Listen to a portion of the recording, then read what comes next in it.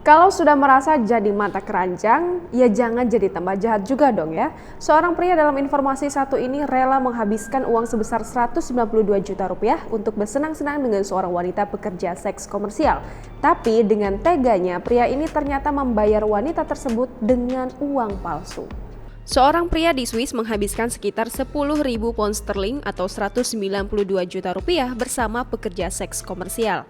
Namun, uang yang dipakai ternyata adalah uang palsu yang dia cetak sendiri. Pengadilan menyatakan kualitasnya begitu buruk. Kejahatan lelaki itu terbongkar setelah salah satu PSK mencoba memasukkan uang itu ke ATM sehari setelah dibayar. Ketika ATM menolak untuk menerima uangnya, perempuan 39 tahun melihat lebih teliti dan menyadari ada yang aneh. Pengadilan di Basel Country menuturkan kualitas uang palsu itu begitu buruk, hingga orang buta bisa segera menyadarinya. Dilansir Daily Mail Minggu 7 Februari 2021, pria itu menggunakan uang tiruan yang dicetak sendiri pada Juni dan Oktober 2019.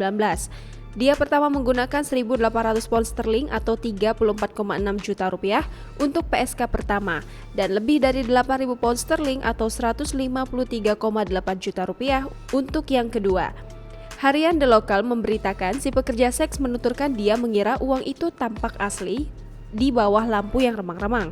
Sementara perempuan kedua mengaku dia langsung menyadari 8.000 pound sterling yang diterimanya adalah tiruan.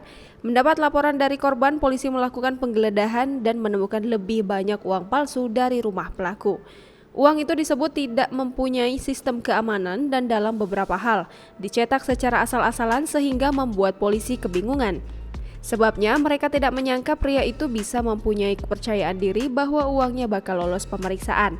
Pria yang tak disebutkan identitasnya itu divonis 3 tahun penjara atas dakwaan penipuan, pemalsuan, dan peredaran uang palsu. Adapun prostitusi di Swiss sendiri dilaporkan legal dan berizin. Setidaknya ada rumah bordil yang mempunyai sertifikat operasional terutama di Zurich.